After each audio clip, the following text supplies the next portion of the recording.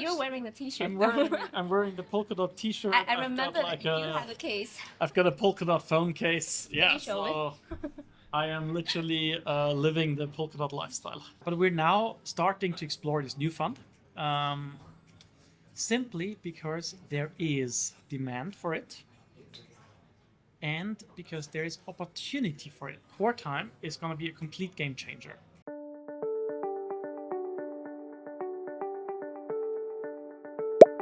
Polkadot Insider is here today with Max Rebol. He is the co-founder at Harbour Industrial Capital. Welcome, Max. Yeah, good to be here in Vietnam. It's a pleasure to be here with you. So, first of all, can you please introduce yourself and tell us about your journey to Web3? Yeah, for sure. I mean, so I've been in the. I'm kind of coming from a TradFi background. I used to work for an investment bank, discovered Bitcoin around almost 8 years ago now. Then really started diving down the rabbit hole. Was quite early in Ethereum as well. Gavin came to Hong Kong to promote the Polkadot private sale. I was there. It really struck a tone with me, and then I started just privately diving down into the Web3 space. And then about 3 years ago, together with Mario, my co-founder, started Harbour Industrial Capital in order to help others invest in the Polkadot ecosystem. So apart from Gavin and the story, I mean, you are truly a Polkadot lover. You're wearing the T-shirt. I'm wearing the Polkadot T-shirt. I remember you have a case. I've got a Polkadot phone case. Can Yeah, you show it? I am literally living the Polkadot lifestyle. I'm a fan of Polkadot as well. So that's why we're all here. So tell me, why Polkadot ecosystem? I think if you want to go to more technical side, it's okay. Look, I mean, the main reason why we're focused on the Polkadot ecosystem is because of its tech, right? I still believe the Polkadot technology is second to none. And I understand that not everyone sees it this way at the moment. I would argue that Polkadot is a contrarian trade in this cycle. Might even be the contrarian trade of this cycle, where everyone else is focusing on, some meme coins, Solana, some Bitcoin L2s, like some random other L2s on Ethereum. There are other narratives that are more sexy at the moment, and maybe will be for a few more months. But Polkadot is something that we have a very high degree of conviction on a fundamental basis for the long term. So Harbour Industrial, we're not trying to be like, flipping some coins quickly, make a quick buck. We're very much like a long-term investor. We believe in sustainable growth of the ecosystem. And this is something that Polkadot can deliver. And I think a lot of people will be surprised by how much Polkadot is going to outperform the rest of the pack. If you have to mention some elements about the tech, what is your favorite? Sure. If I have to pick one thing, I would say interoperability. Mm-hmm. Why? So this is some other ecosystems, they're trying to build silos. Solana is a great example of that, right? I mean, if you're on Solana, everything is very fast, everything is very cheap. That's what they it kind of works, right? But as soon as you're starting to bridge into different ecosystems from Solana, you're gonna run into troubles, right? It's not gonna work. It works, but in an insecure way, right? You have trusted bridges, right, that bridge Solana to Ethereum, say. But these bridges have been hacked in the past, and they will be hacked in the future again, I'm sure. It's just a matter of when, not if. Polkadot, on the other hand, from day one, ground up, it is built for interoperability. It is interoperability within the Polkadot ecosystem. So we believe in this multi-chain future here at Polkadot. There are different parachains, right? But they're all essentially rolling back. They are secured by the relay chain. And through XCM, you can easily exchange information and value with other parachains. And that's already live, that's working, it's great, it's functioning. And then you have interoperability into other systems. So just now, recently, with the Beefy upgrade, a new generation of trustless bridges is coming online for Polkadot. So the Snow Bridge is one, Hyper Bridge is the other one to Ethereum L2s. These are very solid next generation type of bridges that say, yes, an application can sit and live on Polkadot, be native here, but get liquidity, users, information flow in and out into other ecosystems. So we're not trying to build silos, but be interoperable from day one. I see.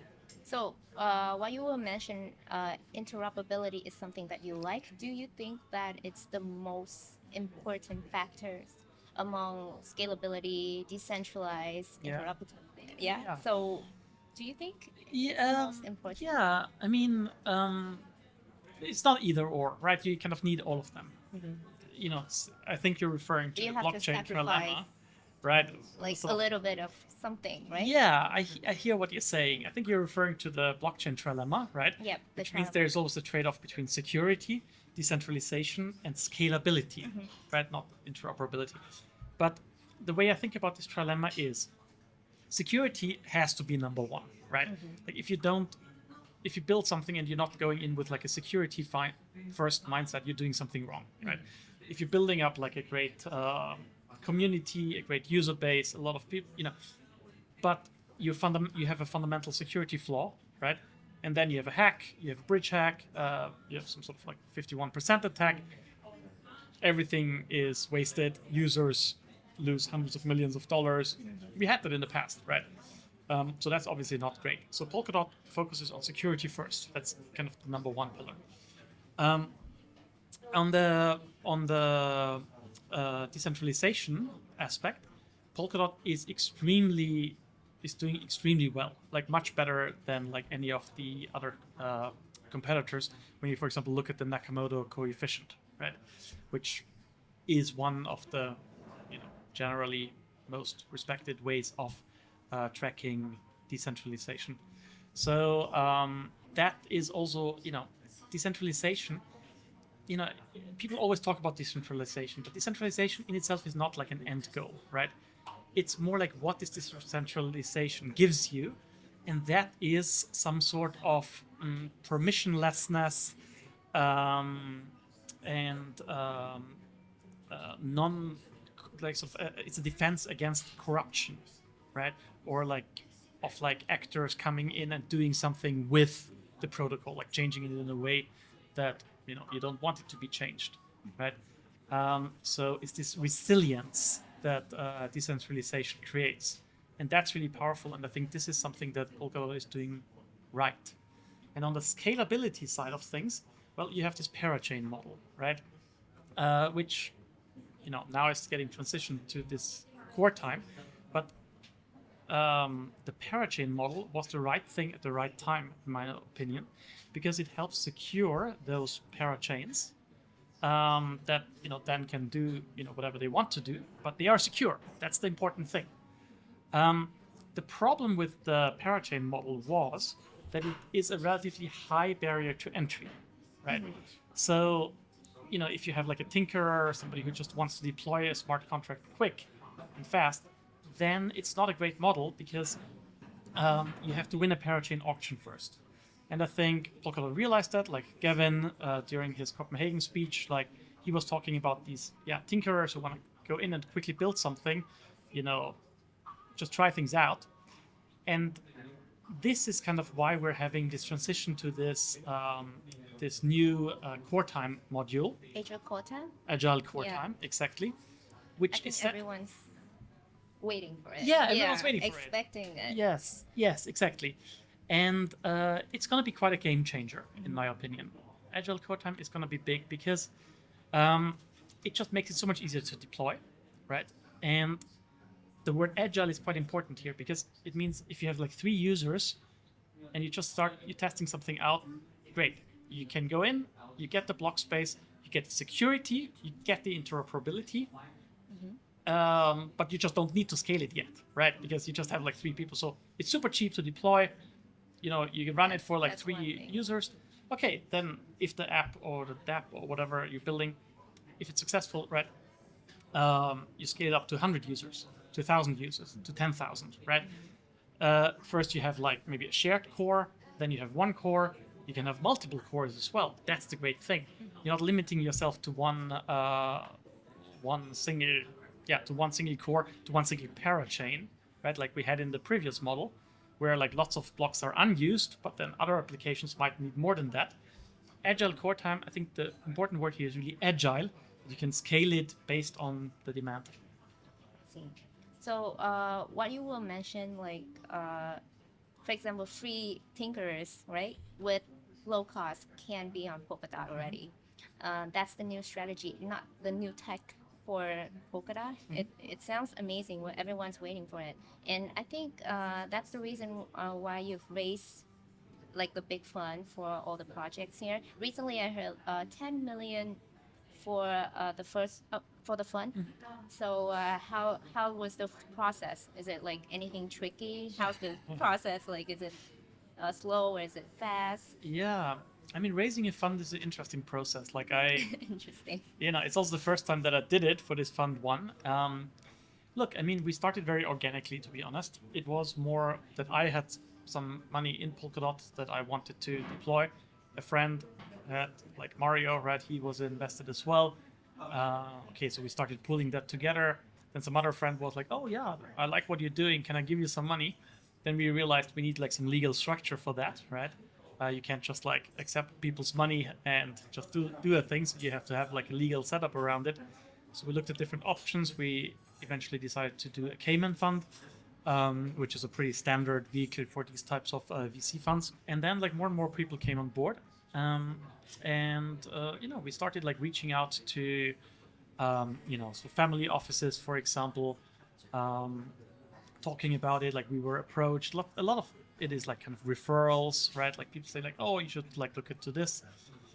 The way I think about it is, there's a lot of like old money out there, right? So people that made their money in real estate, shipping, technology, manufacturing, you name it, right? And often you have like sort of this generational thing, right? Where maybe the grandfather started with one thing, and then the father did like a different industry, and now all the third money generation. is there. The money is there, and it's just there. It's there, and then they go like, okay, so what are like the future technologies, right? And then they go like, oh yeah, well, it's biotech, it's AI, and it's Web3, okay? And then within each of these verticals, the question is, how do you best deploy? And oftentimes, like these kind of families, they're not, super deep in any single of these verticals, but they like to work with professional fund managers who specialize on one of these verticals and who are real experts there.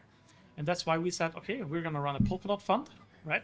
We're going to be the best in class for Polkadot, right? If you want to do something else, if you want to do Bitcoin mining, right? It could still be a good business model. I'm not saying anything, but then somebody else is going to do that.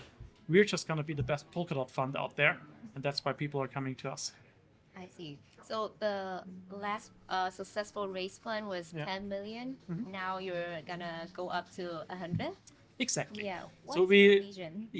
So we recently like announced that Fund 1 is already fully raised. We have Fully raised? Yeah. Okay. Yeah. And we're closed already. That means we cannot accept any more subscriptions into Fund 1. But we're now starting to explore this new fund. Simply because there is demand for it, and because there is opportunity for it. Opportunity in the sense of like deployment, right? Core time is going to be a complete game changer, right? There's so many projects going to be built on this new core time module, right? So you envision So the possibility is there. Exactly. So the possibility is there. There is like so much more new stuff that it can get built now for the first time that maybe wasn't really viable as a parachain in the past. Now it's possible. As an ecosystem fund, we just want to make sure that this capital is available to the builders, right? Because, if you start building on Polkadot, like there are different ways, you can get funded. There's the treasury, there's decentralized futures, and there are a bunch of VC funds, right?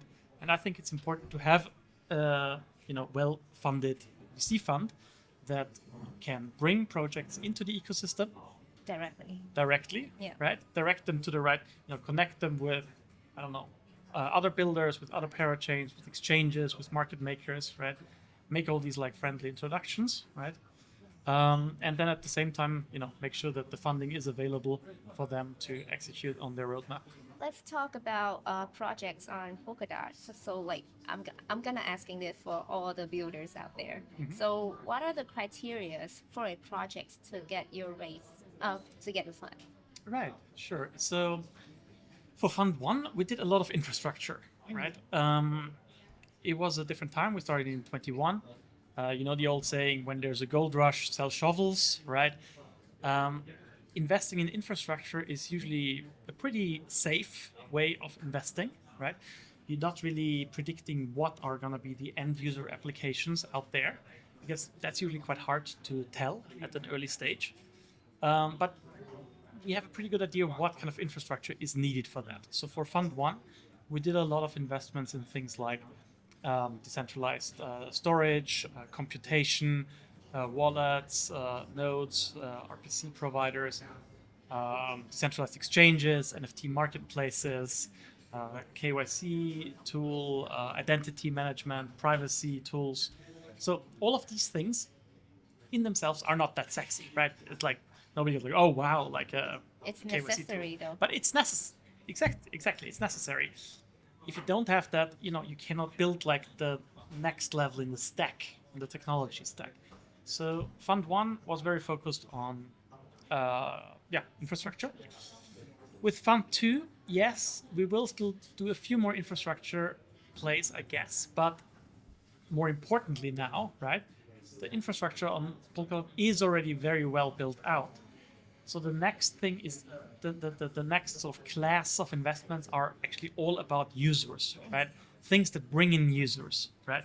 So Maybe some of the narratives that you might want to mention. Yeah, no, 100%. So like gaming is a very easy on ramp. The entertaining part. Exactly. Ecosystem. Because that's where users are, right? We just did like a deal with Mythical Games. I don't know how familiar you with them, but they are a really exciting game publisher. John Linden, the founder there, is also one of the core developer of Call of Duty, and so they really know their gaming. They are doing a really aggressive push into the Web3 space, and they recently came to Polkadot, so they're launching as a parachain on Polkadot.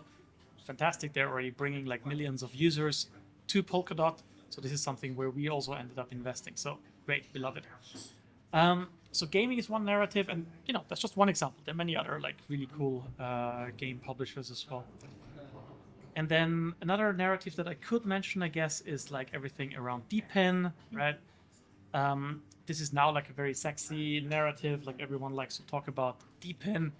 AI. Yeah. Real world assets. Yeah, exactly. Again, there are many projects, but one shout out that I can make is to Peak Network, right? They did DePIN before it was a term, right? They've been around for a long time. They've always been building on Polkadot. We're actually one of the early investors there as well. I see.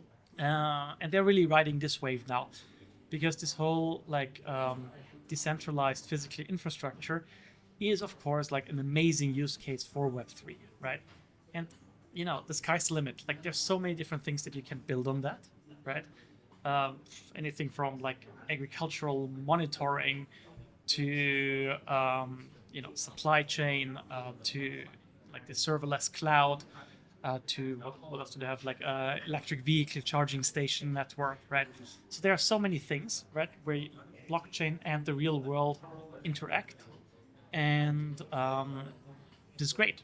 Like I think there is a lot of like value to be unlocked there, and I think Polkadot is very, very well positioned to capitalize on that.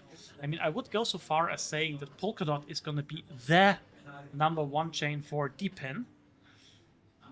Why? Because of this kind of elastic scaling thing, right? That you have the ability to, really decide like how frequently you want to interact with the relay chain. So I give you like one kind of silly example, right? So like a weather monitor, right? Like if you might want to like report on, let's say, rainfall or something onto the blockchain, right? Like a bit Oracle style. But you don't want to report like, every 5 minutes or every 5 seconds, because what's the point? That's like, you might want to report once a day, right? So you can, with this whole like Agile Cortex module, you can say, okay, this application has the ability to write onto the relay chain just once a day or once an hour or once a week, or it doesn't matter. Which means right? you can give them, like you make the rules for them, but to do for you, right? To actually report it for you, however you want. Exactly, Yeah. right? And you have like this agile module, right, where you can do kind of, That's a powerful word. yeah, right. And I think few people like properly understand this yet. They all think like, oh, we just need like scalability and everything has to be faster and so. Not really. Not for everything yet. For some things you have to be fast, right? For other things you kind of have to be slow, right? Because it doesn't really matter, like depending what the use case is. But with Polkadot and with QuareTime now, you can have both, right? You can have one super fast, whatever, high frequency trading thing, and then one thing that reports like once a day, updates like a single number, right? Both of those things can live in parallel on Polkadot. You got all of your reason. You make me love Polkadot even more. Well, that's what it's about. I know that you're also a busy man, not just working for the VC, but you're also a part of the but you're also the part of the Polkadot East. That's what I just learned. Yeah. Recently. So tell me about that. Look, I mean, we literally just got the announcement out 2 days ago. So Polkadot East is essentially a growth and IR initiative for Polkadot in Hong Kong, where I'm based.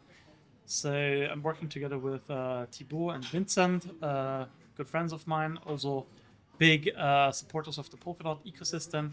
What we essentially did is we got together and said, Hong Kong is an important market. We want to do like more events. We want to get more, community building. We want to like speak more with investors.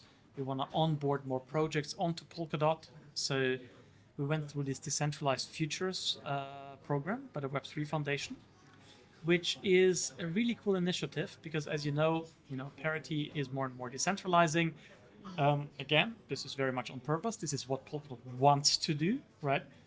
Polkadot is about decentralization, not just in terms of node infrastructure and validators, but also in terms of like manpower, of organizations, of community, right? We're trying to build this decentralized community.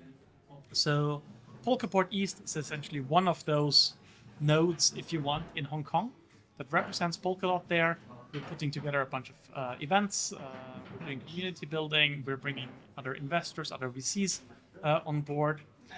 We can do a lot of co-investments with other VCs into Polkadot-based projects. We can syndicate deals and just generally like increase the awareness of Polkadot.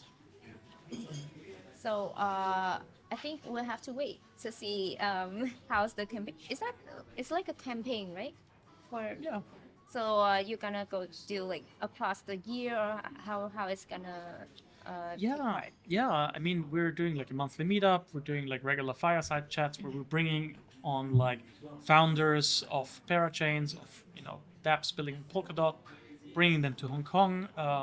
Organize a session where they just talk about their projects, invite like a bunch of other VCs to listen to their presentation, and then facilitate some investments where it makes sense. We're doing a few of like the big conferences as well. We just did Web3 Festival in Hong Kong. We're gonna do the FinTech Week in Hong Kong as well. So yeah, that's what it's about. Awesome. So I think we're gonna wrap up this interview by one fun question. How do you see Polkadot in 5 to 10 years? Ooh. Yeah. Well, I mean, there are different ways to approach this question. What I would say is Polkadot is absolutely gonna rule the world, but you might not actually notice it. I'll take your word. No, what I mean with that is like, we don't necessarily need the Polkadot brand to be all over the place. But we want projects to use Polkadot technology, right? Like Mythical and Peak, they're actually good examples because they're not really like doing much of branding in terms of Polkadot, but they're using the underlying technology, right? And ultimately, it doesn't really matter, right? It's a bit like if you're like going on, on the internet now and you're opening a website, like you don't really care if it's hosted by Google Cloud or by, AWS. You just want that it works, that it's fast, that it's secure, right? And I think this is exactly what Polkadot can provide. And I think we're going to see much more of that. I think that's a good point because I get like a lot of people asking, well, why didn't Polkadot do anything for like a more commercial side, Yeah. right? But then it's all about like what you were mentioning. It's all about the foundation that's gonna build the whole ecosystem. Yeah, it's solid infrastructure. That's why I like it, right? Others are trying to, move fast and break things, and yes, they are breaking things. Polkadot is like a more mature ecosystem. It's a security first mindset. It's, it has like incredible potential. We haven't even properly started talking about Jam yet. So far, I only talked about Core Time, but like Core Jam is, Gavin's new initiative. I mean, we just got like the, confirmation that we are moving towards a Jam future. I'm super, super bullish on that, right? Like we're yet to see where this is gonna go, but I'm excited to see it, and I'm even more excited to be part of it. Okay, awesome. So it's been really nice to talk to you today. Thank you. It's been mind-opening for me. Thank you so much for coming. I hope that we can have more talks in the future. Absolutely. Thanks for having me here, and it's good to be here in Vietnam as well. Thank you.